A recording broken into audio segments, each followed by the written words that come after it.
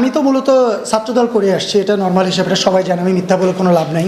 কারণ যেহেতু আমি আওয়ামী লীগ সরকার থাকাকালীনও আমার নিয়ে অনেকগুলো নিউজ হয়েছে, আমার এলাকাতে গিয়ে রিপোর্টাররা রিপোর্ট করে নিয়ে আসছে, সেক্ষেত্রে আমার এখানে আর মিথ্যা কথা বলার কোনো অপশন নাই। এখন আমার কাছে মনে হয়েছে যে একটা নির্বাচিত দল আসা দেশের জন্য দরকার। সো আমি যে দলকে সাপোর্ট করি অবশ্যই সেই দলের হয়ে কথা বলবো। আমি অন্য কোনো দলের হয়ে সাপোর্ট করলে আমি অন্য কোনো দলের হয়ে কথা বলতাম। যেহেতু আমি একজন জিয়া সৈনিক, আমি যেহেতু ছাত্রদল করে আসছি, সে তো আমি চাইবই যে জনগণ ভোটে নির্বাচিত একটা সরকার নিয়ে আসুক। আমি সাপোর্ট করি হয়তো বা বিএনপিকে, আপনি সাপোর্ট করবেন আরেকজন দলকে, আরেকটা দলকে। সো এটা আমাদের যার যার ব্যক্তিগত ব্যাপার। আমরা যার যার মতামত প্রকাশ করার স্বাধীনতা আমাদের কাছে আছে বিদায় আমরা আজকে বাক স্বাধীনতা ফিরে পেয়েছি। না, আমার পক্ষে সাপোর্ট করে নাই বলতে এরকম কিছু না, আমার পক্ষে অনেকেই সাপোর্ট করে নাই, আবার অনেকে আমার পক্ষে সাপোর্ট করেছে।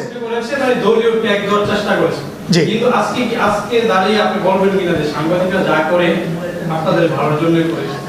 ভাই, আজকে একজন আর্টিস্ট, আমি এখানে দাঁড়িয়ে আছি অনলি ফর আপনাদের জন্য।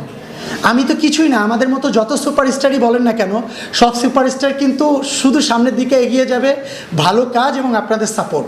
ভালো কাজ করেও কোনো লাভ নাই যদি আপনাদের সাপোর্ট না পায়। ভাই, যে প্রসঙ্গে ছিলাম আসলে ছাত্রদলের বিষয়টা অনেকে হয়তো জানতো না, বা আপনি ছাত্রদলের সাথে যুক্ত ছিলেন, ক্যাম্পাসে যখন ছিলেন তখনও পড়তেন। মূলত কোর্সটা দেওয়ার পরে অনেকের এই যে দ্বিধাদ্বন্দ্বে পড়েছে আসলে কোথায় ছাত্রলীগ করতেন, কোন ক্যাম্পাসে করতেন, আদৌ রাজনীতির সাথে জড়িত ছিলেন কিনা, এই নানা চলছে, বিশ্লেষণ চলছে, কি বলবেন আসলে কোথায় কি? আসলে এটা আমার ডিটেলসই দেওয়ার কোনো, অনেক পেপার পত্রিকায় আসছে আমাকে নিয়ে।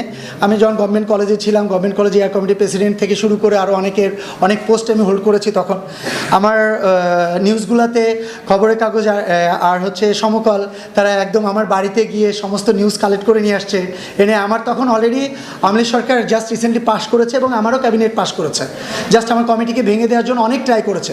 বাট আমি মনে করি আমি একজন মানুষ, আমি কোনো দলের না, আমি একজন আর্টিস্ট, আমি কোনো দলের না। আমার পরিচয় হচ্ছে আমি যেহেতু একজন আর্টিস্ট, আমি ভালো কাজ দিয়ে আমার দর্শকদেরকে মন জয় করব। যারা আমাকে পছন্দ করে না তাদেরকে আমি আমার ভালোবাসা দিয়ে, আমার মনুষ্যত্ব দিয়ে, আমার ব্যক্তিত্ব দিয়ে তাদের মন জয় করব। শেষ করবেন 18 তারিখে শিল্পী সমিতি নির্বাচন, শিল্পী সমিতি পিকনিক সরি শিল্পী সমিতি পিকনিক 18 তারিখে, শিল্পী সমিতি কত প্রস্তুত শেষ করবেন? শিল্পী সমিতির পিকনিক বলতে গেলে লাস্ট দুবার পিকনিক হয়েছে, আপনারা জানেন। ওরকম সুসংগঠিত কোনো পিকনিক না, মারামারি হয়েছে, ধরাধরি হয়েছে, কেস কাছালি হয়েছে, কোর্ট পর্যন্ত যেতে হয়েছে, এগুলা নিয়ে এমন ইন্টারনাল অনেক কিছু ঝামেলা হয়েছে। বাট এবার আমরা মনে করছি যে সবাইকে মিলে, এটা পিকনিক না, এটা সবার মিলন মেলা। আমরা মনে করছি আমরা যারা আছি কালচারাল জগতে সবাইকে নিয়ে একটা মিলন মেলা করব। তো সেই মিলন মেলার জন্য প্রাথমিকভাবে আমরা আমাদের লোকেশন সিলেক্ট করেছি, ফাইনাল করেছি। আমার মনে হয় বাকি কাজগুলা 10 তারিখের ভিতরে হয়ে যাবে।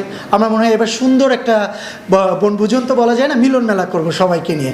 আশা করি ইনশাল্লাহ আপনাদের সাপোর্ট অবশ্যই সবসময় ছিল এবং আশাও রাখবো সবসময় আমাদের পাশে থাকবে।